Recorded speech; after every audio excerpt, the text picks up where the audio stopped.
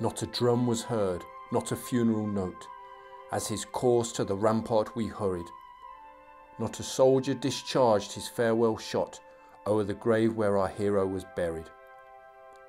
We buried him darkly at dead of night, the sods with our bayonets turning, by the struggling moonbeam's misty light and the lantern dimly burning. No useless coffin enclosed his breast, not in sheet or in shroud we wound him, but he lay like a warrior taking his rest, with his martial cloak around him. Few and short were the prayers we said, and we spoke not a word of sorrow, but we steadfastly gazed on the face that was dead, and we bitterly thought of the morrow. We thought, as we hollowed his narrow bed and smoothed down his lonely pillow, that the foe and the stranger would tread o'er his head, and we far away on the billow. Lightly they'll talk of the spirit that's gone, and o'er his cold ashes upbraid him, but little he'll reck if they let him sleep on, in the grave where the Britons had laid him. But half our heavy task was done when the clock struck the hour for retiring, and we heard the distant and random gun that the foe was sullenly firing. Slowly and sadly we laid him down, from the field of his fame fresh and gory. We carved not a line and we raised not a stone, but we left him alone with his glory. That poem by Charles Wolfe, written in 1816, is one of my favourites. It vividly captures the events around Sir John Moore's burial, an event that we will cover in great detail in today's episode. As Robert Harvey says, there are few things the British love as much as a fallen hero, Wolfe at Quebec or Nelson at Trafalgar. I have to warn you, it's a long episode today, as we follow the demoralised British Army north from Sahagun through the mountains, chased by Napoleon's Grand Army. We'll see terrible indiscipline, fantastic bravery, the horror of dying children, and the glory of one of the greatest feats of marksmanship in history. It's an epic story, and I hope we can do it justice today.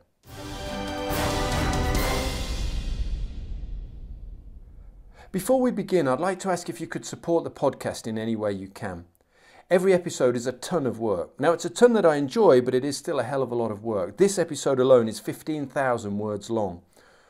All I ask is if you could do one of three things. Write a 5-star review on your podcasting app, subscribe to my mailing list over at redcoathistory.com, or you can buy my new book, The Military History Geek's Guide to the Anglo-Zulu War of 1879.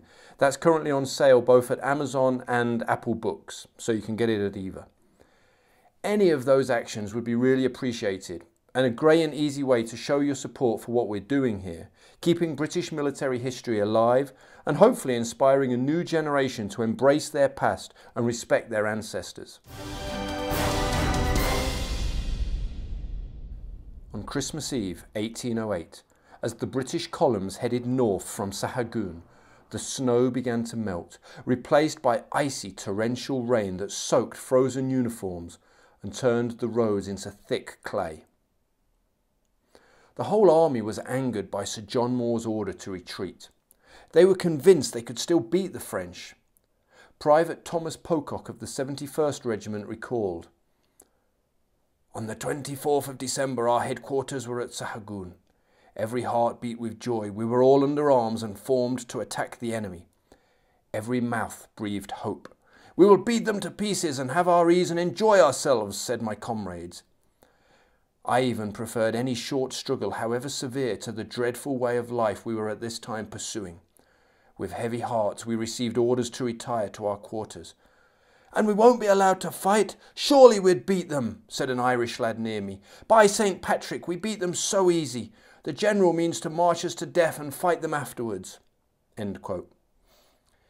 As you might expect, morale quickly deteriorated. Provisions were low, the men were exhausted and hungry, and the weather continued to worsen. It was 50 miles of awful roads from Sahagun to the Esla River, 30 more to Astorga, and beyond that another 150 to their eventual destination of Coruña on the north coast of Spain. The mood of the British troops wasn't helped by the surly attitude of the Spanish civilians they encountered. As Captain Gordon of the 15th Hussars, who we met in the last episode, explains, they often seemed unwilling to help the British, even refusing to sell them food or wine. He said, "We were certainly not treated like friends by the Spaniards, who, although they saw us fainting for want of food, secret their provisions, and pretended to be unable to supply our necessities, even when the most ample payment was tendered." Adam Neal, a physician with the army, also spoke about this in a letter home. He says, "Our soldiers were frequently incensed at finding that the offer of $1 would not induce a peasant to part with a morsel of rusty bacon, a few garlic sausages, or a bit of bread. On arriving of an evening at their villages after a most fatiguing march, wet to the skin, yet expiring of thirst, these unfeeling mortals often refused when requested by our men to run to the adjoining fountain for a pitcher of water, or to procure a few heath roots to make a fire.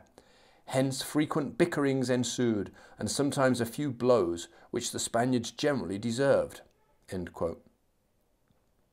At Benavente, the redcoats' anger and frustration finally exploded. The drunkenness and looting became endemic. In the town's castle, British troops smashed antique furniture for firewood, tore down priceless tapestries to use as bedclothes, and seized any food or wine they could find. Thomas Pocock witnessed the changing mood of the army. "Our sufferings were so great that many of the men lost their natural activity and spirits, and became savage in their disposition. The idea of running away without even firing a shot from the enemy we'd beaten so easily at Vimeiro was too galling to their feelings. Each spoke to his fellow, even in common conversation, with bitterness. Rage flashed out on the most trifling occasion of disagreement. The poor Spaniards had little to expect from men such as these, who blamed them for their inactivity. Every man found at home was looked upon as a traitor to his country. Why is not every Spaniard under arms and fighting? The cause is not ours, and yet we are to be the sufferers." Such was the common language, and from these feelings pillage and outrage naturally arose. Things became so bad that on the 27th of December, General Moore issued the following general order. "The commander of the forces has observed with concern the extreme bad conduct of the troops at a moment when they are about to come into contact with the enemy, and when the greatest regularity and the best conduct are the most requisite. The Spanish forces have been overpowered, and until such time as they are reassembled and ready to begin to come forward, the situation of the army must be arduous, and such as to call for exertion of qualities the most rare and valuable in a military body. These are not bravery alone, but patience and constancy under fatigue and hardship, obedience to command, sobriety, firmness, and resolution." End quote. He then continued, countering his many critics who had been openly condemning his strategy. "It's impossible for the general to explain to his army the motive for the movement he directs. When it is proper to fight a battle, he will do it, and he will choose the time and place he thinks most fit.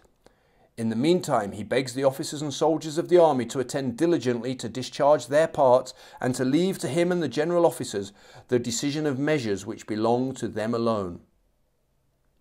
It's clear that Moore was really feeling the pressure here, not only from the rank and file, but even from his own senior officers, who seemed unaware of how perilous their predicament was. After all, his relatively small force was being pursued by Napoleon himself and the massed ranks of his victorious Grand Army. On the 28th, the last elements of the British Army managed to cross the swollen Esla River via the bridge at Castro Gonzalo. Crawford's Light Brigade formed the rearguard and were harassed the whole time by the chasseurs of the Imperial Guard. These were some of Napoleon's most elite troops, and they were desperate to impress their commander-in-chief, who was just a few miles behind them at Valderas. The bridge had been blown up by the British engineers, but the resourceful French cavalry quickly found a ford just 300 yards down the river, and quickly sent across 3 squadrons, about 500 men, commanded by General Lefebvre. The British cavalry pickets under Colonel Otway quickly attacked them, but they lacked the numbers to push the French back across the river. They broke off the action and withdrew to the walls of Benavente town. Here they were joined by 3 troops of hussars from the King's German Legion. It was about 150 men in total, who drew their sabres and immediately charged the French. But muddy broken ground wasn't conducive to a cavalry charge, and it quickly stalled. Lefebvre, sensing a victory, formed his men into line and began a charge of their own. But from out of the thick damp haze, General Paget suddenly appeared at the head of the 10th Hussars. Warned in good time of the arrival of the French, he had managed to keep his troops concealed, waiting for the right moment to strike. Now it came. The ground shook as his horsemen smashed into the French left flank. Sabres flashed, men screamed and blood flowed as the French were forced back. Lefebvre, realising that he was in trouble and beyond help, ordered a desperate retreat. The fight resembled a bloody horse race as the British desperately tried to close with and destroy the French before they could escape. Spanish civilians watching from the city walls cheered and shouted, "Viva los ingleses!" The rumour quickly spread through the British rearguard that Napoleon himself was watching the action from the heights behind the Essler. Ben Harris of the 95th Rifles, who had rushed forward with his comrades when the battle began, described the scene. "The encounter was tremendous to look upon, and we stood for some time unranked watching the combatants. The horsemen had it all to themselves. Our dragoons fought like tigers, and although greatly overmatched, drove the enemy back like a torrent and forced them again into the river." As they reached the banks of the Essler, panic overtook the French horsemen, who crowded together in confusion. The British pounced on them, slashing with the brutal broad blades of their sabres, killing and wounding 55 and taking 70 more prisoner. One officer of the King's German Legion remembered the wounds inflicted on the French as quite horrific. Arms severed, heads split in half, and even one man cut through the face from ear to ear. General Lefebvre himself, "A sulky fellow in scarlet and gold with a bloody wound across his forehead," as one man remembered, was amongst the captured. An 18-year-old German horseman named Bergmann, mounted on a fast horse and skilled with his sabre, had forced the French general to surrender, before naively allowing an English hussar named Grisdale to take his prize and claim the plaudits. This action outside Benavente brought the British columns a little bit of time to escape. They marched quickly, reaching Astorga on the 29th of December. Here they were surprised to find the town crowded with the battered remains of General La Romana's Spanish army, who were also busy retreating from the French. Captain Gordon was shocked by the sight of them. "They were ill-clothed, many without shoes and even without arms. A pestilential fever raged amongst them. They had been without bread for several days and were quite destitute of money." Sir John Moore had requested that La Romana leave the roads to Galicia clear for the British. He had also asked him to destroy the bridge at Mansilla. He did neither, and now the British army found itself forced to compete for limited provisions and space on the roads. The Spaniards, desperate for food and drink, descended on the local inhabitants, stealing whatever they could find, often at gunpoint. This was a dangerous example for the Redcoats, many of whom were more than happy to emulate their allies. Moore had been considering making a stand in the passes behind Astorga, but the reality of the situation was such that he decided it would be too dangerous. His plan was now the evacuation of his army from Spain. The only question was whether the army would march to Coruña or to Vigo to rendezvous with the navy. After considering his options, Moore decided to split his army once more and send Crawford and Alton's light brigades towards Vigo, while the rest of the army would continue towards Coruña. He believed that this would have the dual advantage of keeping both routes open while relieving some of the burden on the overstretched commissary department that was unable to source enough food for the entire army. At the town of Bembibre, home to enormous vaults full of wine, discipline finally collapsed. The troops left their ranks to rob, plunder and drink themselves into a stupor. Young Blakeney and his colleagues in the 28th, who you'll recall from the last episode, arriving with the rearguard, were shocked at what they found. Bembibre exhibited all the appearance of a place lately stormed and pillaged. Every door and window was broken, every lock and fastening was forced. Rivers of wine ran through the houses and into the streets, where they lay fantastic groups of soldiers, many of them with their firelocks broken. Women, children, Spaniards and muleteers, all apparently inanimate, except when here and there a leg or arm was seen to move, while the wine oozing from their lips and nostrils seemed the effect of a gunshot wound. Every floor concerned the worshippers of Bacchus in all their different stages of devotion. Some lay senseless, others staggered. The music was perfectly in character. Savage roars announcing present hilarity were mingled with groans issuing from fevered lips, disgorging the wine of yesterday. Obscenity was public sport. In fairness, that sounds like most English towns on a Saturday night, at least when I was young. Maybe things are better now. The next morning, inevitably, hundreds of troops were unable to stand, still hungover and exhausted from their marathon drinking session. As the rest of the army moved out, the rearguard tried desperately to round up the stragglers and force them to march. Many refused or were incapable and had to be left behind, at the mercy of the French. Even good soldiers lost their discipline and were abandoned, as Captain Gordon bemoaned. Thomas Smith, an old soldier of my troop, was amongst the number of those left at Bembibre, being too drunk to march with the baggage and dismounted men. He did good service at Sahagun, where I saw his sword covered in blood from hilt to point. The plunder he obtained from the many killed amounted to 30 or 40 doubloons, and from that day he was scarcely ever sober. He was in general a good soldier. I was much vexed at losing him. Many of the stragglers who fell behind were caught by the French cavalry, and they soon regretted their actions. Here's Gordon again. A poor wretch was conducted to the officer's fire by a patrol who perceived a figure, which he at first took to be a wild hog, creeping amongst some stunted copsewood that bordered the road near our advanced post.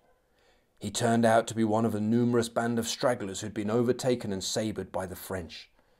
He had drawn his shirt over his head to keep the frosty air from his wounds, and when the covering was removed from his face it presented the most shocking spectacle I have ever beheld. It was impossible to distinguish a single feature. The flesh of his cheek and lips were hanging in collops. His nose was slit and his ears, I think, were cut off. Besides the wound on his head, he had received many in different parts of the body, and it was surprising that he should have been able to escape in the feeble state to which he was reduced. In addition to his wounds, it is probable that his limbs were frostbitten, for it was quite horrible to see the manner in which he cowered near the fire and raked the glowing embers towards him with his fingers. It was with difficulty he could make himself understood, but we learned from him that the loiterers had been most barbarously treated by the enemy. Sir John Moore was livid with the way the army was acting. Things were really going downhill quick. He was losing his patience, and the 28th Regiment were amongst those that he berated. Robert Blakeney was with them when we were immediately formed in contiguous columns in a field by the road, when the commander of the forces rode up and addressed us in the most forcible and pathetic manner. After dwelling on the outrageous disorders and want of discipline in the army, he concluded by saying, "None but principled cowards would get drunk in the presence of the enemy, nay, in the very sight of the enemies of our country, and sooner than survive the disgrace of such infamous misconduct, I hope that the first cannonball fired by the enemy may take me in the head." He then rode off and returned to Villafranca. This feeling and pungent address made a deep impression on every individual present. End quote. The retreat was quickly deteriorating further, becoming a brutal, unforgiving march of death. Converging French armies threatened to cut off Moore's line of retreat, and so he pushed the soldiers faster and harder than ever. The inhospitable mountains of northwestern Spain were carpeted with thick snow now. Freezing rain intermittently then came down in sheets, drenching the men and turning the roads into rivers of mud. There was no shelter. Everybody was exhausted and miserable. Our old friend Thomas Pocock with the 71st suffered as much as anybody. This is him. The road was one line of bloody footmarks from sore feet of the men, and on its sides lay the dead and the dying. Human nature could do no more. Donald MacDonald, the hardy Highlander, began to fail. He, as myself, had long been barefooted and lame. He that encouraged me to proceed, now himself lay down to die. For 2 days he had been almost blind and unable from a severe cold to hold up his head. We sat down together. Not a word escaped our lips. We looked around, then at each other, and closed our eyes. We felt there was no hope. And it wasn't just the rank and file who suffered. John Patterson, an officer with the 50th, later remembered, Lieutenant McCarthy of our regiment, an excellent old officer and intrepid soldier, was among those who suffered the most from excessive fatigue. He kept up as long as he had the power. Faint and half frozen, he fell in the snow, and giving himself up to despair, lay for a considerable period in an insensible condition." End quote. But common soldiers like Private Pocock often had little sympathy for their officers. He said, "I've seen officers of the Guards and others worth thousands with pieces of old blankets wrapped around their feet and legs, the men pointing at them with malicious satisfaction, saying, 'There goes 3,000 a year,' or 'There goes the prodigal son on his return to his father, cured of his wanderings.'" Apologies, sometimes my accents drift off and merge into one another, so I hope you can tell one guy from the other. Some officers, though, felt themselves entitled to be helped along by the men, but strict commanders like Robert Crawford of the Light Brigade had other ideas, as Harris remembered. "We came to a river that was tolerably wide but not very deep, which was just as well for us. Accordingly into the stream went the Light Brigade and Crawford, as busy as a shepherd with his flock, riding in and out of the water to keep his wearied band from being drowned as they crossed over. Presently he spied an officer, who to save himself from being wet through had mounted on the back of one of his men. The sight of such a piece of effeminacy was enough to raise the choler of the general, and in a very short time he was plunging and splashing through the water after them both. 'Put him down, sir! Put him down! I desire you to put that officer down instantly!' And the soldier instantly dropped his burden like a hot potato into the stream and continued through. 'Return back, sir,' said Crawford to the officer, 'and go through the water like the others. I will not allow my officers to ride upon the men's backs through the rivers. All must take their share alike here.'" Crawford was a bit of a known disciplinarian, very hard on the men, but it's good to see that he was equally as hard on officers when he felt they weren't doing their duty or not living up to what an officer should be. As well as exhaustion, the men were hungry. Food was in really short supply. Rations were limited and the men were forced to make do with whatever they could find. Hard sea biscuits soaked in rum were a favourite. There was also a thing called the doughboy, made by mixing flour with snow using a large flat stone. This became a mainstay of many knapsacks. Patterson said it had a form and substance not unlike a 9-pound shot. At times, even these meagre rations weren't available, and the men had to be very creative in their quest to eat. One night, Robert Blakeney had to share his quarters with the men he commanded. He recalled, "A soldier named Savage, immediately on entering the room, began to crow like a cock, and then placed his ear close to the keyhole of a door leading into another apartment which was locked. After remaining in this attentive position for some moments, he removed to another part of the room and repeated his crowing. I began to think the man was drunk or insane, never before having perceived him in the slightest want of proper respect for his superiors. Upon my asking him what he meant by such extraordinary conduct in the presence of his officers, he with a smile replied, 'I believe we have them, sir.' This seemingly unconnected reply confirmed in me the opinion I had formed of his mental derangement, the more particularly as his incoherent reply was instantly followed by another crow. This was answered apparently in the same voice, but somewhat fainter. Savage then jumped up, crying, 'Here they are!' and insisted upon having the door opened, and when this was reluctantly done by the inhabitants of the house, a fine cock, followed by many hens, came strutting into the room with all the pomp of a sultan attended by his many queens." As strange as it sounds to us now, let's not forget that an army of this period also travelled with wives and children of some of the soldiers. Each regiment were allowed to bring a certain number with them when on campaign, and this was chosen by picking lots. These women had displayed amazing energy and perseverance to keep up as long as they had with the soldiers. John Patterson was witness to the bravery of those marching with the 50th Regiment. He said, "Toiling with their regiments through thick and thin, they never failed in their duties, and proved in camp as well as in quarters the most active and persevering in giving aid and useful service. Patient under everything, they were always at hand, foraging, cooking, and rendering all kinds of assistance, while the men, borne down by hard fatigue, were often unable to help themselves. In fact, without the labours of the fair sex we should not have been able to get on. and I shall ever respect the heroine who has completed the range of her accomplishments by having served with honour in a campaign or two." End quote. An officer of the 52nd Regiment was rescued from falling into the hands of the French by the quick thinking of one of his soldiers' wives. He said, "Well do I remember the kind act of a worthy woman, Sally McCann, the wife of a gallant soldier of my company, who, observing me to be falling to the rear from illness and fatigue, whipped off her garters and secured the soles of my boots, which were separating from the upper leathers, and set me on my feet again.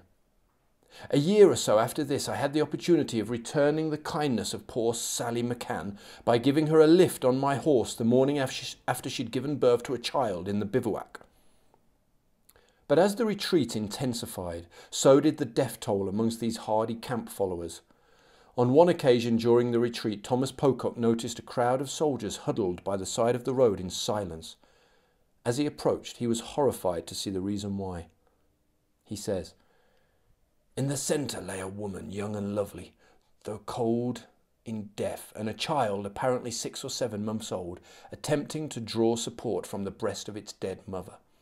Tears filled every eye, but no one had the power to aid. While we stood around gazing on this interesting object, then on each other, no one offered to speak. Each heart was so full." Rifleman Harris witnessed other heartbreaking scenes. He said, "Soon after a halt beside a turnip field, the screams of a child near me caught my ear and drew my attention to one of our women who was endeavouring to drag along a little boy of about 7 or 8 years of age. The poor child was apparently completely exhausted and his legs falling under him. The mother had occasionally up to this time been assisted by some of the men, taking it in turn to help the little fellow on. But now all further appeal was vain. No man had the strength more than was necessary for the support of his own carcass, and the mother could no longer raise the child in her own arms, as her reeling pace too plainly showed. Still, however, she continued to drag the child along with her. It was a pitiable sight, and wonderful to behold the efforts of the poor woman made to keep the boy amongst us. At last the little fellow had not even strength to cry, but with mouth wide open stumbled onwards, until both sank down to rise no more. The poor woman herself had for some time looked a moving corpse, and when the shades of evening came down, they were far behind amongst the dead and dying on the road." I must say, as both a husband and a father, I find those two anecdotes really quite disturbing. They make me very sad.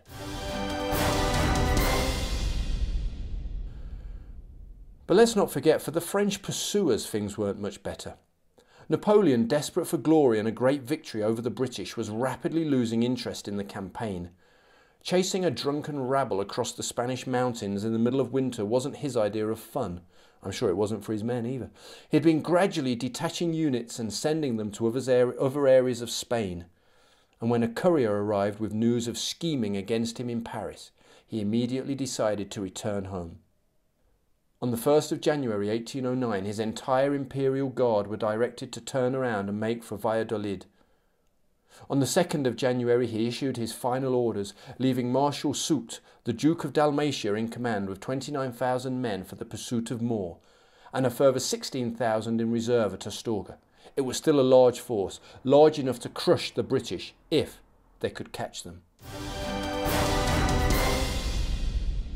Major General Edward Paget, commander of the British Reserve Division, was angry. The unit was rapidly falling apart around him, and he needed to do something about it. On the morning of the 3rd of January, outside the village of Casabelos, he formed his men into a large hollow square facing inwards. An example was needed, and the court-martial was quickly set up. For a number of hours the men were forced to watch as the cat-o'-nine-tails cracked viciously, striping the backs of those caught drunk or looting. Around midday, 2 men shivering from cold and fear were sentenced to death. Ropes were quickly found and placed around their necks. Robert Blakeney recalls what happened next.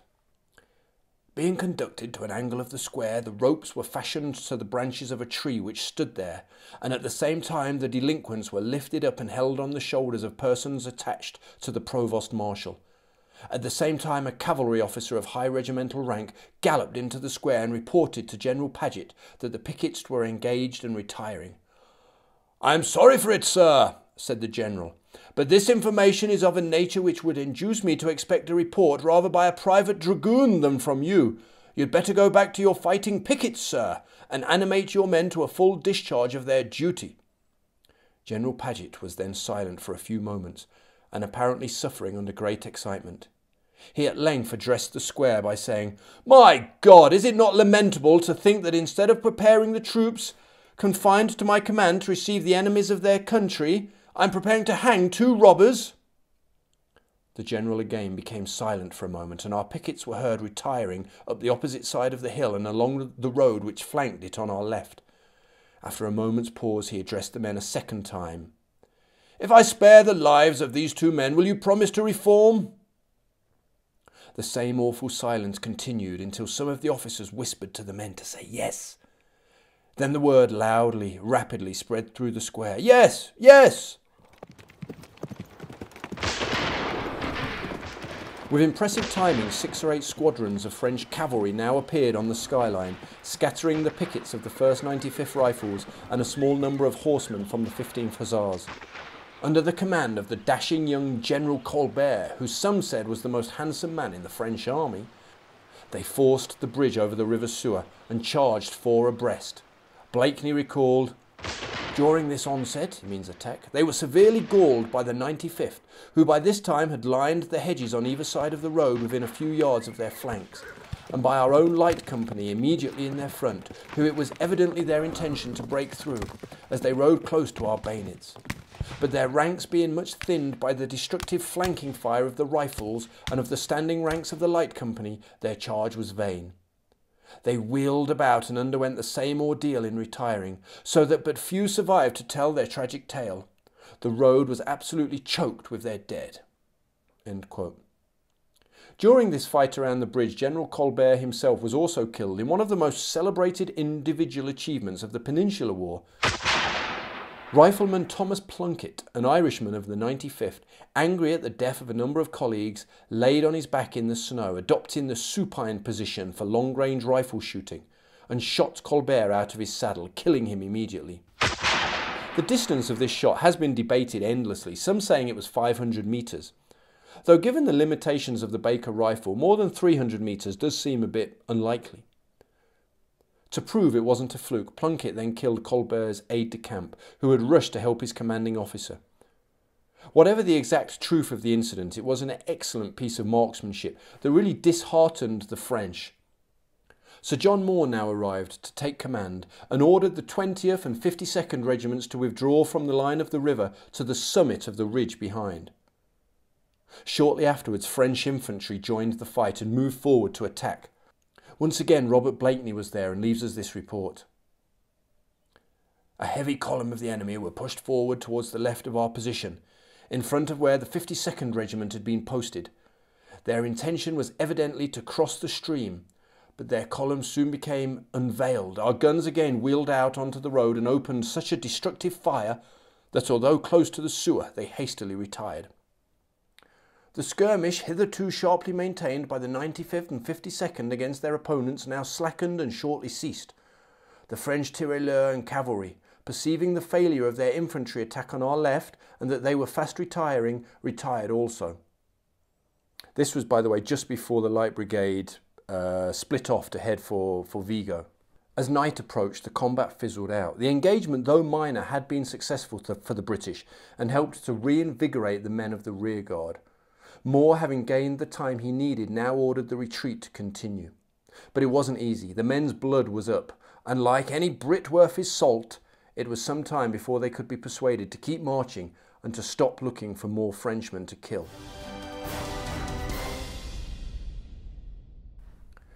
By the way, if you're listening to the audio of this, I have done a YouTube version as well, which you can find on the Redcoat History YouTube channel. And on there, I'm going to try and animate some maps and some pictures that might give you a better idea of the route of the retreat and also some of the skirmishes and battles, where they were and what happened. Shortly after the engagement at Casabelos, another disaster struck. As the French closed upon the rearguard, the slow-moving bullock carts that carried the army's money supplies began to fall further and further back from the main column. During the afternoon of the 5th of January, an icy wind howled through the narrow mountain pass between Nogales and Cerizal.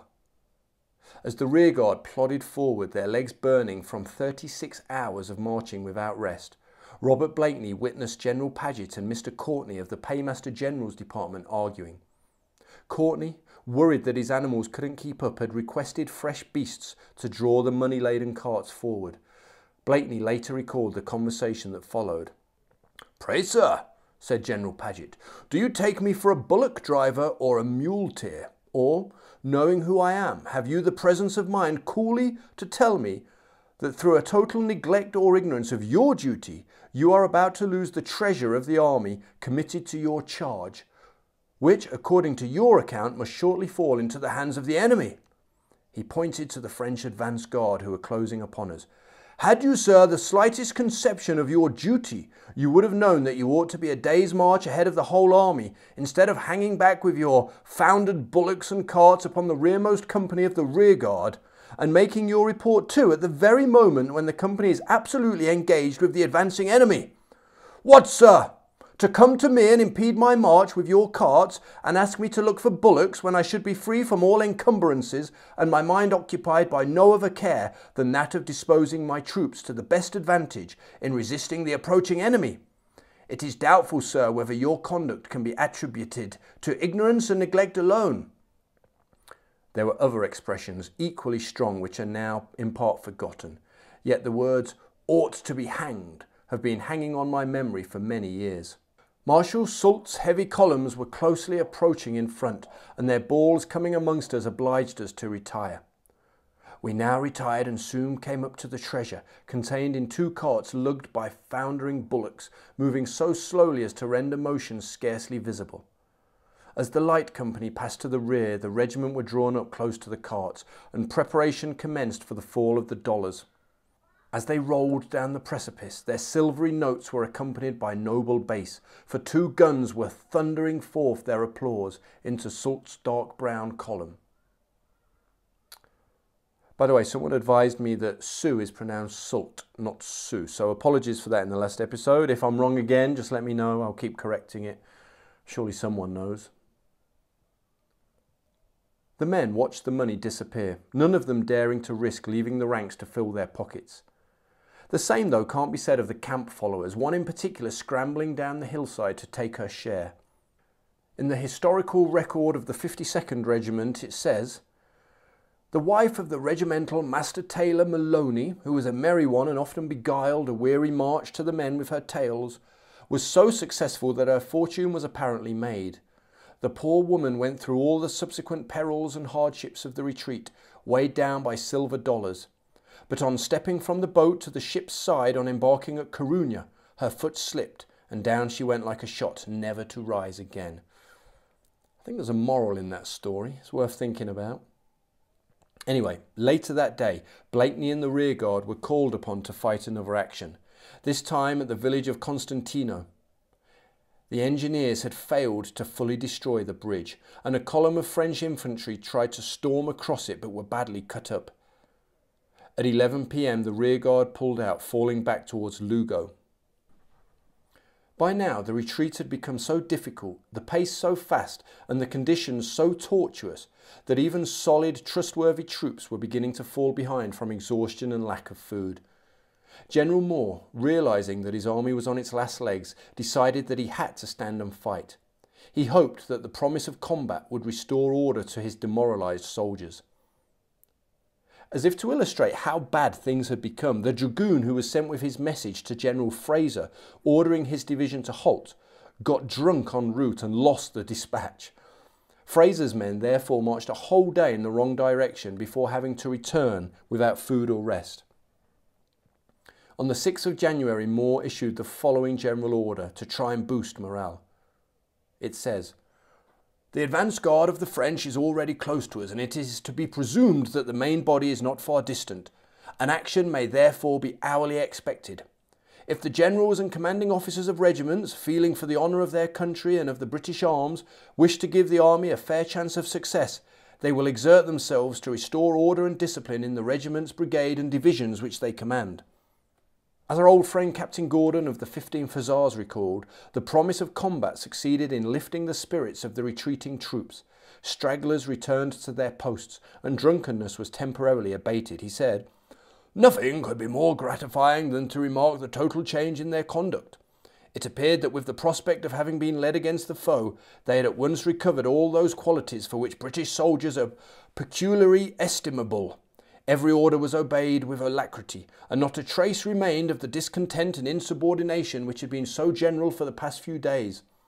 Both the officers and the men expressed the most ardent desire to bring the contest to an issue, and notwithstanding the inferiority of our numbers, a confident anticipation of victory filled every breast." But the accompanying order to commence pipe claying of belts and polishing kit wasn't so popular, and that work was accompanied by much grumbling. The British position was 3 miles outside of the town of Lugo. So just to give you an idea, this is sort of northwest Spain, kind of the opposite side to where most Brits go on holiday, I guess, the opposite side of the country. The British right flank was protected by the unfordable Minho River, and the ground to their front was broken up by vineyards and low stone walls. On the left were mountains and a screen of cavalry. Moore knew that he only had enough ammunition left to fight one big battle, and that if he lost, his army was going to be wiped out. The 7th of January 1809 dawned wet and grey. Battered by rain, the French under General Soult formed up on a high ridge opposite the British, and soon began a cannonade which was gleefully returned by the British gunners. But the French were cautious. Soult wasn't sure whether he was facing Moore's entire army or just the rearguard. Much of his own force was still strung out through the mountains, and, like the British, the rest of them were exhausted and short on supplies. Only much later in the day was an attack finally ordered.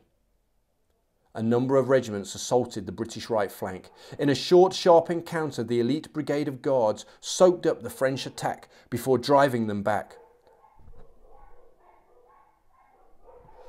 No, those dogs weren't at the battle. They're outside my house, and I keep waiting for them to finish, but I might be here some time. So you know what, let's crack on. Ignore the barking of dogs if you can, although let's pretend there were some rabid dogs running around the battlefield.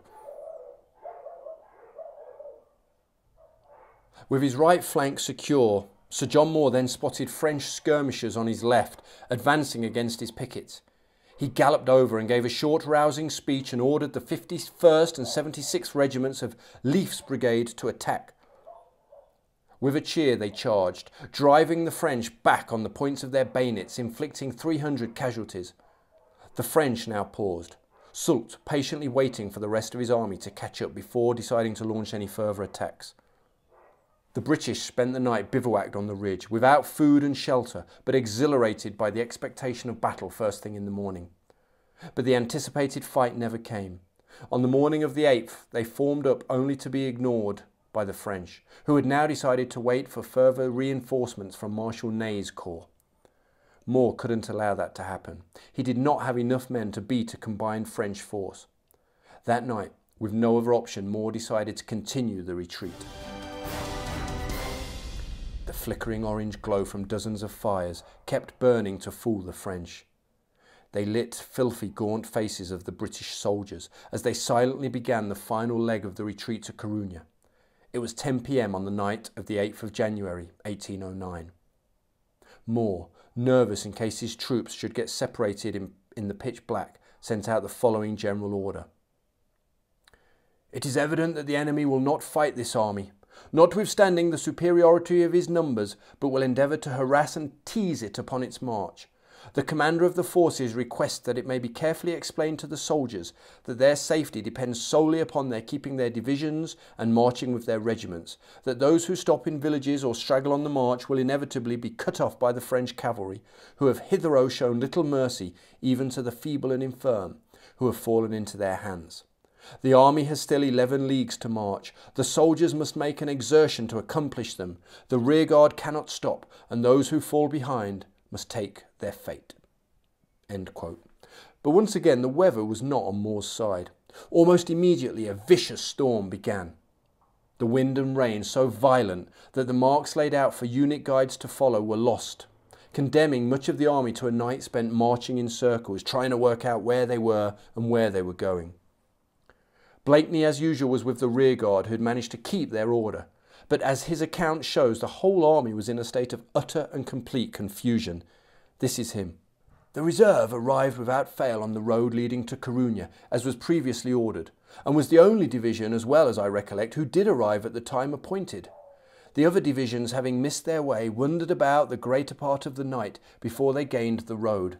Therefore the reserve, the proper rearguard, moved forward, but slowly making frequent halts to await the arrival of the misled divisions. Frequent halts and slow marching was doubly harassing to the reserve. We felt all the fatigue and anxiety of the rearguard, with most of our own troops behind us.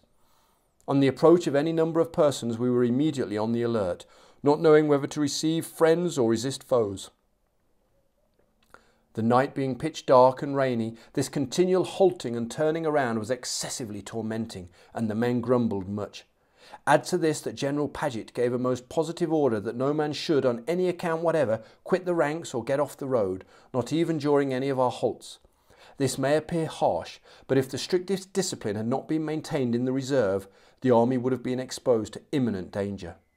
So just to reiterate, the reserve division were the rearguard, but it was so confusing they didn't even know if they were at the back or in the middle. It must have been a nightmare for them.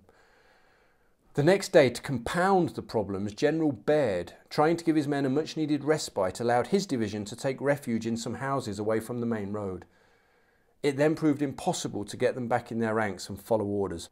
Blakeney and his men tried their best to gather the stragglers, but often in vain. He says, "We kicked, thumped, struck with the butt ends of the firelocks, pricked with swords and bayonets, but to little purpose. There were 3 or 4 detached buildings in which some wine was found, and which also contained a large quantity of hay, and between the effects of the wine and the inviting warmth of the hay, it was totally impossible to move the men." On the 9th of January 1809, as the bulk of the army gathered at a town called Betanzos, the stragglers tried their best to catch up. Losses on the retreat between Lugo and Betanzos amounted to more than the rest of Moore's campaign thus far. Hundreds of men were taken prisoner. Within sight of the rearguard and General Paget himself, one group of stragglers showed that they still had some fight, engaging in an impressive skirmish with French cavalry. Here's Blakeney again. "A soldier of the 28th, really a good man, who had been the mule of Dr. Dacres, to whom he was batman, having fallen in the rear because the animal which carried the surgeon's panniers was unable to keep up with the regiment, stopped at the houses mentioned, and getting up before daybreak to follow the regiment, he was the first to discover the enemy as they advanced rather cautiously, no doubt taking the stragglers for our proper rearguard. The doctor's man shouted to the stragglers to get up and defend themselves against the French cavalry. But before they could unite into anything like a compact body, some were sabred or taken. He then gallantly took command of all those who, roused to a sense of danger, contrived a formation, until, using his own words, he was superseded by a senior officer, a sergeant who then assumed supreme command. The sergeant was called William Newman and was with the 43rd Regiment. For his own initiative and his bravery, he was rewarded with a commission to the 1st West India Regiment, while sadly the lowly doctor's batman seems to have been forgotten. On the 11th of January, Blakeney and the 28th were tasked with protecting an engineer officer who was employed to blow up the bridge at Betanzos in order to slow the French pursuit. Like many of the bridge demolitions during this campaign, things failed to go to plan. Blakeney recalled, "The desired explosion now took place, by which it was confidently expected that for a short time at least we should be separated from our teasing pursuers, and thus be enabled to arrive in good order before Corunna. Our expectations were, however, blasted by the explosion itself, for as soon as the rubbish had fallen down and the smoke cleared away, to our great surprise and annoyance we perceived that one half of only one arch had been destroyed, the other half and one of the battlements remaining firm. On witnessing the abortive result of this labour and fuss, General Paget, who was close by, exclaimed in astonishment, 'What! Another abortion, and pray, sir, how do you account for this failure?' The engineer officer replied that he could account for it no other way than that the barrel of powder, which effected the partial destruction, had in its explosion either choked or shaken from its direction the train leading to the second barrel, which consequently still remained whole in the undemolished part of the arch. Upon this, the general demanded to know within what period of time the disaster could be remedied. In less than 20 minutes, sir, was the engineer's reply. End quote. General Paget then ordered Blakeney and the Light Company to clamber across the remaining parts of the bridge and to stop the French catching them by surprise and capturing the bridge before the engineer could finish his work. Close to the end of the bridge, which we now approached, a branch road turned off at a right angle, winding around the base of the hill upon which Betanzos stands. At this angle and on the side of the road next to the bridge was a large house, which intercepted the view between the bridge and the turn of the branch road. And so we got onto the wrong road by mistake. Captain Gom, General Disney's Major of Brigade, was sent to recall us. We quickly returned, followed by approaching French cavalry. We moved in double quick time over the narrow part of the bridge, which the men had nicknamed the Devil's Neck. The enemy, perceiving us in such a hurry, no doubt attributed the haste to timidity, and it may be remarked in all contending animals that as courage oozes out of one, it appears imbibed by its adversary. For scarcely had the Light Company passed 20 yards beyond the Devil's Neck when the cavalry of the French gave a loud cheer, sure indication of a charge. I instantly gave the word, "Right about turn, forward!" I now found myself in front of the men who had dropped to one knee. A mounted French officer, darting in front, rode full tilt at me. I cut at him, but my sword approached no nearer than his horse's nose. In fact, my little infantry sabre was a useless weapon opposed to an immense mounted dragoon. After the failure of my attack, I held my sword horizontally over my head, awaiting the dragoon's blow, for it was more dangerous to turn around than it was to stand firm. At this critical moment, a man of my company named Oates called out, "Mr. Blakeney, we've spun him!" And at that same instant, the dragoon fell dead at my feet. Oates, who had seen my dangerous predicament, had stayed on his feet behind me and waited for the proper moment before taking steady aim and sending his ball through the dragoon's head, just as his sabre was about to descend upon mine. I flew with a bound to the rear and regained the 5 or 6 paces incautiously advanced. The cavalry were now up to our bayonets, which covered the whole Pontine Isthmus. The dragoons now charged forward until they came to the gap created by the earlier explosion and were forced to stop. The dragoons in the rear, not knowing the cause of the check, rode furiously forward and, crowding their front ranks who were pulling up or wheeling around and exposed to our fire, the greatest confusion ensued. Finding all attempts to break through our Light Company fruitless and receiving flanking fire from our battalion's grenadiers, the French wheeled around and galloped off at full speed. The Light Company, now free to act on their feet, poured a wicked, well-directed fire into their ranks.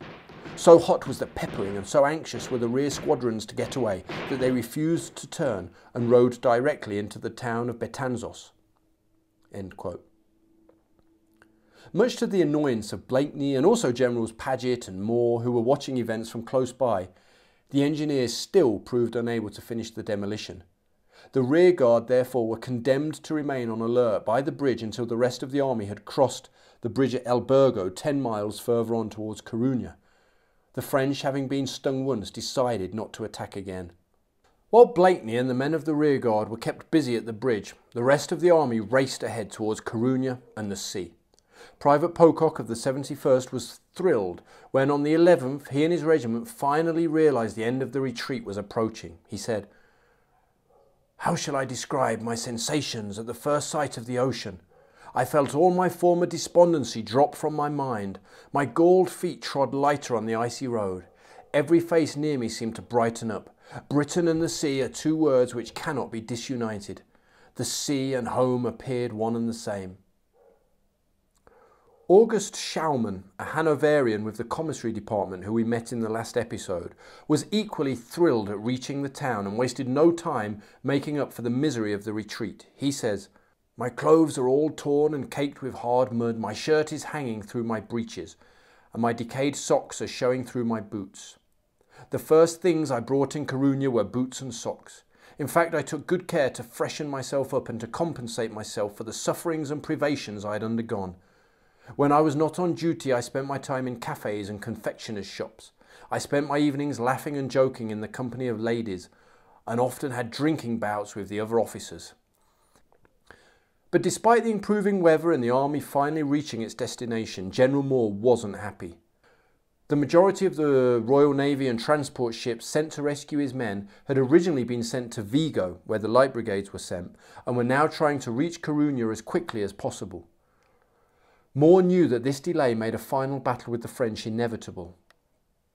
On the evening of the 11th, Blakeney and his light company, I tell you, these guys had a hard retreat, found themselves at the rear once more as the engineers set out to blow yet another bridge. This time it was the one across the Miro River at the small village of El Burgo, 4 miles from Corunna. He recalled, "Having crossed the bridge, we were drawn up close to its rear. Many remonstrated against our nearness, but were seemingly assured of being more than safe. Thus, hybrid scientific theory scorned the vulgarity of common sense. The explosion at length took place and completely destroyed 2 arches. Large blocks of masonry whizzed awfully over our heads and caused what Soult's cavalry could not effect during the retreat. The light company of the 28th and Captain Cameron's company of the 95th broke their ranks and ran like turkeys and crammed their heads into any hole which promised security. 1 man of the 28th was killed and 4 others severely wounded." So for once the engineers got it right, except this time a bit too much charge was used and it nearly destroyed part of the rear guard.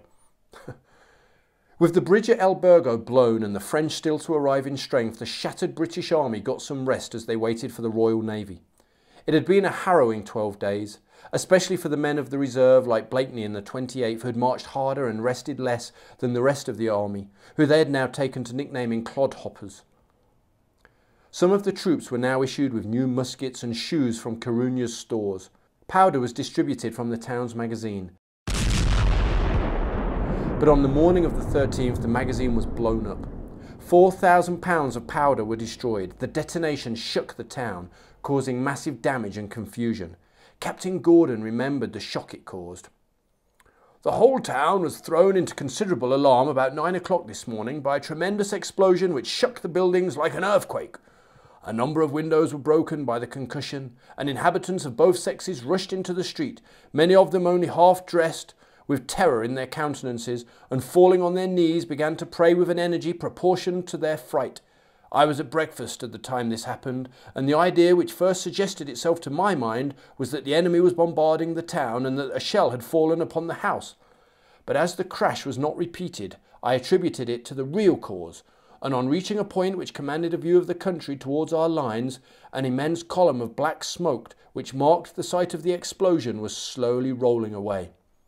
As the sky was bright and the air quite calm, the cloud it formed rose to an immense height, and did not disperse for a considerable time. The inhabitants of the village in which the magazine situated had been sufficiently warned of their danger, and desired to remove, but they paid little attention to the cautions they received, and it is probable that many of them perished owing to their obstinacy as the place was reduced to a heap of ruins. So just to clarify, my understanding is that that was a deliberate explosion to stop the powder from falling into the hands of the French, but not everybody was aware it was happening, and so it shocked a lot of people, as you can imagine. Finally, on the 14th of January, the much anticipated transport ships began to arrive in the harbour. The sick were quickly loaded on board, as well as 50 artillery pieces and the best horses. But there wasn't enough space on board the vessels for all of the animals, and the cavalry were forced to slaughter them. Harrowing work. Many hundred fine animals were shot to prevent the French from benefiting by their services, and in executing the order for the destruction of these irrational companions of their toils, the hearts of the soldiers were more affected with feelings of pity and grief than by all the calamities and the misery they had witnessed during the retreat. On this occasion the town exhibited the appearance of a vast slaughterhouse. Wounded horses, mad with pain, were to be seen running through the streets, and the ground was covered with mangled carcasses of these noble animals. For in consequence of their uncertain aim with the pistol, the men were latterly directed to cut the throats of the horses, instead of attempting to shoot them. Thomas Pocock also witnessed this sight. He recalled, "On my return to camp, I witnessed a most moving scene. The beach was covered with dead horses, and resounded with the reports of the pistols that were carrying this havoc amongst them. The animals, as if warned by the dead bodies of their fellows, appeared frantic, neighed and screamed in the most frightful manner. Many broke loose and galloped along the beach with their manes erect and their mouths wide open." End quote. With this terrible task complete, the cavalry, including Captain Gordon, now embarked. The country around Corunna was rocky, and Moore decided that there would be no use to him in the coming battle. This was going to be a battle for the infantry. So just to describe the area a bit, the city of Corunna is on a narrow peninsula surrounded by bastions. But the walls weren't strong enough to withstand bombardment by modern artillery, and falling back on them would have allowed the French a clear field of fire into the harbour where the transports were massed. Moore had to decide where to give battle. After closely examining the ground, he realised that his best option was a ridge called Monte Miro, 2 miles south of the town. It was a strong feature, but it was overlooked by a much longer and higher one called the Peñasquedo, which was too extensive to be held by his small army. Monte Miro wasn't perfect, but it was the best he could do. After the rigours and heavy losses of the retreat, Moore could now muster a force of around 15,000 infantry with 9 6-pounder guns. His left flank rested against the impassable estuary of the Mero River, while the right was dangerously open, forcing Moore to position a larger part of his army there. Paget's reserve division, including Blakeney and his colleagues of the 28th, were positioned by the village of Oza, in the hollow behind the Monte Mero ridge, while Fraser's division was even further to the British right, on the heights of Santa Margarita. If you get a chance, look on the YouTube version of this podcast. Just look for Redcoat History YouTube channel, and I'll put a map of the battlefield. Hope's division, including Pocock and the 71st, was on the extreme left against the river and commanded the road from Betanzos, while Baird's division, including John Patterson and the 50th, held the centre around the small village of Elvina, which was a maze of small walled houses built around a chapel. The French under Marshal Soult had been slow to gather. Let's not forget they were also exhausted and their supply lines were stretched. By the 14th, though, they had fixed up the bridge at El Burgo and began streaming across. Approximately 20,000 Frenchmen advanced, gingerly occupying the heights of Peñasquedo, overlooking the British position. All was now set for the final decisive battle of the campaign. The 16th of January 1809 was an overcast morning. The British troops were under arms early and were desperate to have a crack at the French before they embarked for home. Battle finally seemed likely, as the evening before had seen a sharp skirmish between the rival pickets. Lieutenant Colonel Mackenzie of the 5th Regiment had been killed, as he and his men tried to drive off 2 guns that the French had placed on the slopes of Palavea. But dawn came and went with no sign of a French attack, and the British turned their attention to the final embarkation which was planned for that night. But sometime after 1 o'clock things changed again. The sound of heavy gunfire reverberated around the streets of Corunna. Lunches were left half-eaten as thousands of people scrambled to balconies to try and see what was happening. Moore, who had returned to the city to organise the final details of the embarkation, now received a report from General Hope that the enemy's lines were getting under arms. This information was soon confirmed by a French deserter. It seems a strange time to desert, doesn't it, just as an aside? Why would you desert just as an enemy army is about to be attacked by you and could potentially be wiped out, and then where are you left at? Anyway, Moore was suddenly full of energy. He took his horse and dashed to the front. He desperately needed a victory that would bring some glory to what had been a pretty disappointing campaign, almost some might say embarrassing in some ways. Already he was thinking of his reputation and the questions he would have to answer from the politicians and the press when he returned home. A decisive defeat of the French here would soften that criticism. Blakeney and his colleagues of the 28th were already boarding their ships for home when the battle started, and they were hastily recalled to the front. He says, "We were told that in consequence of our general good conduct during the retreat, and having covered the army at Corunna for 2 whole days, we," he means the reserve division, "should be first to embark and thus have time to make ourselves comfortable. All our baggage and such stock as we could procure was shipped, and after the men had dined we marched towards the transports.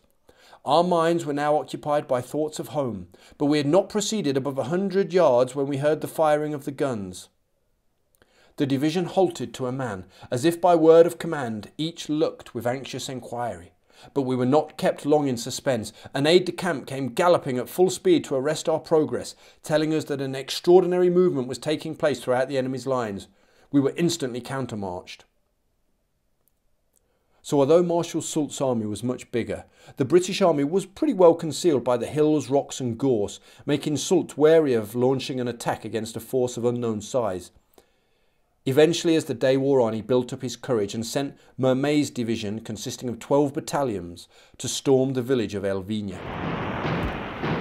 The left and centre of British line were kept busy by his skirmishers. Soult's plan was to then throw a left hook behind the British right flank and cut off the bulk of Moore's army. By 2 o'clock his infantry were advancing, a swarm of light troops with the hard-drinking, foul-mouthed General Jardon leading the way. Defending Elvina was Bentinck's brigade, with the 4th Regiment on the right of the British line, the Highlanders of the 42nd on the left, and John Patterson and the 50th in the centre. The British stood firm as the round shot battered them. Smoke quickly enveloped the valley as the skirmishers of both sides began to fire. Patterson later recalled, "For the purpose of covering his forward movements, a heavy cannonade was poured down by the enemy from a masked battery on the elevated ridge. By this plunging fire our ranks were much thinned, and the round shot, booming on every side, scattered about the splinters, sand and stones that fell in showers upon our heads. The pickets now being thrown back from the weight of fire, our men were ordered to advance to their support. Major Napier in front of the 50th gave the word, cheering as he led boldly forward, passing the enclosure and clearing all before them in superior style. They entered the village of Elvina. The fighting in the village was brutal. The French took cover in the chapel and rained a murderous fire on the British infantry from the roof and windows. But the Grenadier Company of the 50th were sent to dislodge them. Patterson recalled, "Captain William Clunes, with cool and determined bravery, marched his company to attack them, and having with all due ceremony introduced his grenadiers to their acquaintance, the powerful fellows would instantly have demolished the chapel in order to eject the congregation therein assembled, had they not been hindered by their leader, who with the greatest sang-froid imaginable took his stand by the door to the building, and grasping an Indian cane of stout dimensions, threatened destruction to the inmates if they did not discontinue their ball practice and surrender to a man. Astounded by his stentor-like tone and his huge size, the garrison resolved at all hazards to evacuate the premises accordingly. With a desperate rush they sallied out. Men were slain upon the spot or taken. The contrast between the tall and stalwart grenadier and the diminutive Frenchman was truly ridiculous, and the manner in which the gigantic son of Mars turned out the warriors of Napoleon without once drawing a sword, and while shot was flying as thick as hail, was a scene well remembered by those who were present on that day." End quote. The 50th then tried to push the French back up the ridge, but were severely cut up. Their commanding officer was wounded and captured. Patterson again. "Having succeeded in forcing every barrier and cutting our way through the enemy at every point, the main body of the regiment pressed on to the higher ground. 'Forward! Forward to the hill!' was now the cry. Clambering up the steep and craggy ascent, emboldened by the example of their officers, the soldiers were mowed down unmercifully by continuous volleys from the crest of the mountain, almost threatening to annihilate our ranks. But although the eminence appeared to resemble a forlorn hope, Major Napier with determined boldness resolved to carry, by a coup de main, the enemy's stronghold. Waving his sabre in the air, he loudly called upon his men to follow. His enthusiastic spirit had urged him on beyond the foremost of the soldiers, when he fell severely wounded. And before we could approach to rescue him, he was borne off speedily to the enemy's lines." End quote. As the fighting continued, the village changed hands a number of times as both sides threw fresh troops into the battle. Moore ordered a battalion of the elite foot guards to attack, but as they moved forward, the 42nd Regiment, low on ammunition and thinking they were now being relieved by the guards, began to retire. Moore had to rush forward, shouting, "My brave 42nd! Join your comrades! Ammunition is coming and you have your bayonets!" Moore was in direct command by the village. He was a strong believer that a commander should be where the action is hottest. But his position was handicapped by a lack of visibility towards San Cristobal and his right flank. This forced him to expose himself again and again at the northwestern angle of the village. He was too good a target for the French batteries, looking down from the heights of Peñasquedo. As he sat on his horse listening to the reports of his officers, a cannonball struck his left shoulder and hurled him from his horse. His aide-de-camp, Captain Hardinge, takes up the story. I dismounted, and taking his hand, he pressed mine forcibly, casting his eyes very anxiously towards the 42nd Regiment, which was hotly engaged, and his countenance expressed satisfaction when I informed him that the regiment were advancing. Assisted by a soldier of the 42nd, he was removed a few yards behind the shelter of a wall. Colonel Graham Balgowan and Captain Woodford about this time came up, and perceiving the state of Sir John's wounds, instantly rode off for a surgeon. Sir John assented to being removed in a blanket to the rear. In raising him for that purpose, his sword, hanging on the wounded side, touched his arm and became entangled between his legs. I perceived the inconvenience and was in the act of unbuckling it from his waist, when he said in his usual tone and manner in a very distant voice, "It is as well as it is. I'd rather it should go out of the field with me." Bleeding heavily, his arm hanging by a string of flesh, he finally allowed himself to be carried from the field in a blanket, well aware that he would never see Britain again. With General Baird also badly wounded, Moore ordered that General Hope should take command of the army. Meanwhile, on the right of the line, the French infantry advanced against the 4th Regiment. As the battle raged, Paget's division, positioned around Oza, descended into the valley and came up in support. Blakeney and his men recognised their enemies as the same regiments they'd faced time and again during the retreat. He says, "1,000 passions boiled in our breast. Our opponents, madly jealous at having their military fame tarnished by the many defeats which they had sustained during the march, determined to regain their laurels. We, on the other hand, had many causes to rouse our hatred and revenge. We painfully recollected the wanton carnage committed on the defenceless stragglers of all ages and sexes at Bembibre, and the many bitter cold nights we passed in the mountains of Galicia. The haughty and taunting insults, too, of our pursuers were fresh in our memory. We were foaming with impatience to beat the enemy, urged forward by mutual hate and wrought up to the highest pitch by 12 days' previous fighting. And knowing the approaching battle to be our last farewell, we joined in the fight. Our foes stood firm, but the time occupied in firing was short. We soon came to the charge, and shortly the opposing column was dissipated." The French were broken, and as the reserve division pursued them, they were attacked in turn by 2 regiments of dragoons. But the rocky landscape broke the momentum of the cavalry charge, and this attack was repulsed. The reserve division again swept forward dramatically. General Paget believed that they could have swept up the Penasquedo Ridge and captured the enemy's main artillery battery if they had received orders to do so. Meanwhile, shortly after Moore had been wounded, the French again advanced against Elvina, Mermet sending down his last reserves with Merle and Renault's brigades in support. In response, the brigade of Manningham quickly marched down the slopes of Montemero. He used his 2 right-hand battalions, the 1st Battalion of the 1st and 2nd 81st, to batter the advancing columns with flanking fire. In the ensuing fight, the 2nd 81st kept up such a blistering rate of fire that it exhausted all of its ammunition and suffered 150 casualties. The 2nd 59th advanced to relieve them, but shortly afterwards the French retired. As the day drew to a close and the sky darkened, the firing slackened and the 2 sides slowly began to disengage. By 6 p.m. the battle was over. It had been a close-run thing, with both sides still occupying positions close to where they had begun the day. It's hard to give an exact casualty figure, as many regiments combined together their losses of the entire retreat with those of the battle. The 50th and 42nd did keep correct records though, and we know that Patterson's 50th had 2 officers killed and 3 wounded, as well as 180 rank and file. The 42nd lost 39 men killed and 111 wounded, including 6 officers. General Hope, who had taken over command of the British Army after Moore was wounded, estimated that there were between 700 to 800 British casualties. Soult's losses are even harder to confirm, but Oman, in his famous History of the Peninsula, estimates them to be around 1,500 men. General Hope decided against pursuing the battle any further and instead to focus on embarking the army and making good their escape. Later that night, the twinkling of hundreds of fires dotted the British positions, disguising the fact that the weary men had buried their dead and were silently slipping back to the harbour.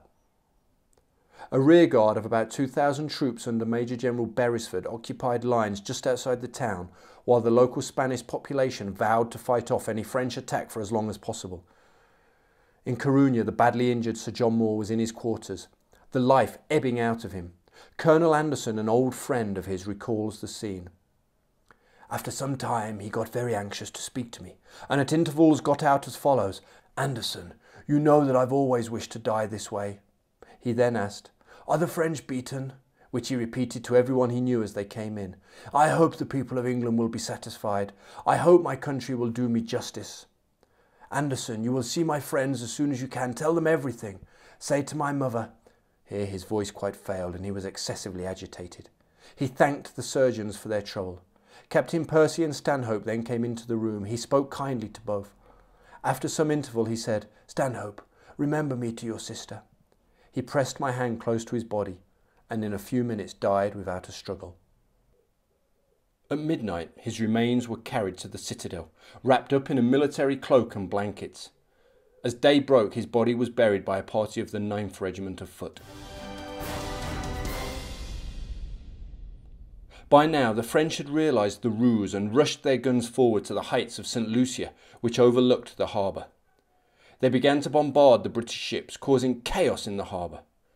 The commissary, August Schaumann, recalled, "Until that moment everything had been quiet and peaceful.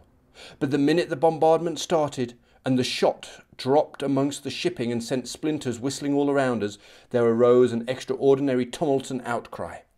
In a moment a man-of-war of 74 guns opened its portholes and returning French fire bombarded the heights until the very harbour shook. Unfortunately, however, our shot had no effect, for the French were securely entrenched behind the rocks and only had to fire blindly among us in order to be sure of hitting at least one of our ships." On board the Martha was our old friend Captain Gordon with 40 fellow cavalrymen from the 15th Hussars. He said, "Many ships were obliged to cut their cables, some suffered damage by running foul of each other, and 5 or 6 were abandoned by their crews and drifted on shore. The whole of this disorder was occasioned by the bad conduct of the masters of the vessels, who paid no attention to the signals to weigh anchor and stand into the bay, which had been made repeatedly since the break of day." Captain Patterson was unlucky enough to be on board the Mary. Its nervous captain was terrified by the ordeal. He recalls, "The panic-stricken man, 'I'll lose my ship, I'm ruined,' he called, and running frantic to the bows, he seized upon an axe and cut the cable. His vessel being thus allowed to swing around, she became unmanageable, and as it was blowing a gale of wind at the time, the unfortunate Mary was driven upon the rocks. The passengers and crew were saved. The troops who narrowly escaped were received by the Thomas brig. In the hurry of departing from the Mary, no one thought of going below deck for any of his baggage. To escape without delay from the battered vessel was the only object of our ambition." As things calmed down and the transport ships eventually escaped from the harbour, the men finally felt able to try and relax. Here's Schaumann again. "I cannot express the joy I felt at being out of all danger and having been spared through all that peril. We all embraced and congratulated each other. Triumphantly I glanced back towards the French. 'If ever we should meet again,' I muttered to myself, 'I devoutly hope you may go to the devil.'" But for some, like Thomas Pocock, the ordeal wasn't yet completely over, as they discovered an unexpected set of problems to contend with. He says, "For 2 days after we came on board I felt the most severe pains throughout my whole body. The change was so great from the extreme cold of the winter nights, which we had passed almost without covering, to the suffocating heat of the crowded transport. This was not the most disagreeable part. The vermin began to abound. We had not been without them in our march, but now we had dozens for each one we had had then. In vain we killed them. They appeared to increase from the ragged dirty clothes, of which we had no means of freeing ourselves." It was a fast journey home. The ships had the wind behind them and the battered, exhausted men were soon landing in ports up and down Britain. Rifleman Harris, who had boarded his ship at Vigo, recalls the reaction they had. "The inhabitants flocked down to the beach to see us, and they must have been a good deal surprised by the spectacle we presented.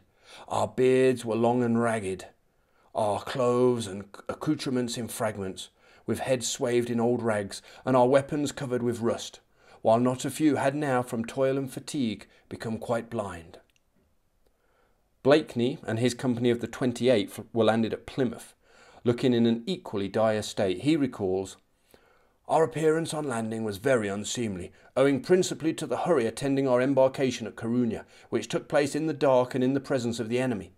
Scarcely a regiment got on board a vessel which contained their baggage, and the consequence was that on our quitting the ships we presented an appearance of much dirt and misery. The men were ragged, displaying torn garments of all colours, and the people of England, accustomed to witness the high order and unparalleled cleanliness of their national troops, for which they are renowned throughout Europe, and never having seen an army after the termination of a hard campaign, were horror-struck, and persuaded themselves that some terrible calamity must have occurred. Gordon of the 15th Hussars says, "On the 1st of February we commenced the march to reoccupy our old quarters, but in a very different state from that we appeared in when we traversed the same road 3 months before. Then, well mounted, completely equipped and filled with anticipation of future glory, we moved in all the pride, pomp and circumstance of war.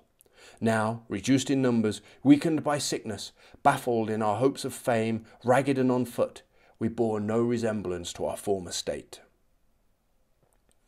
And so the British Army trickled back to its barracks, battered but not beaten. They'd survived a gruelling campaign against a huge French army, commanded for some of the time at least by Napoleon Bonaparte himself. Frozen and exhausted, with discipline almost completely broken, somehow they had found the will to survive. And sometimes simply surviving and avoiding defeat is a victory in itself.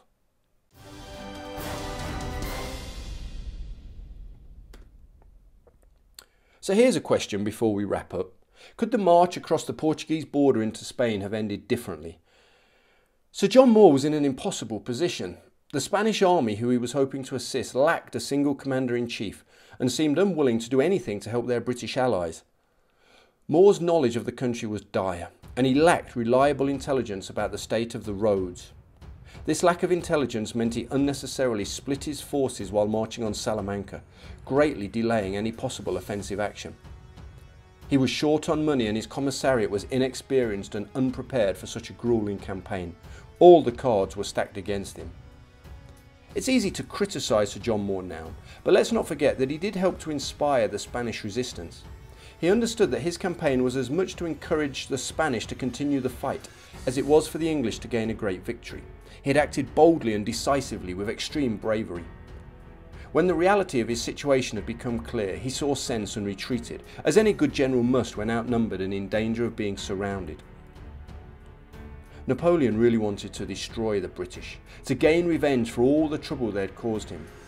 But Sir John Moore and his small forces had kicked the Grand Army in the shins, greatly frustrating Bonaparte in the process.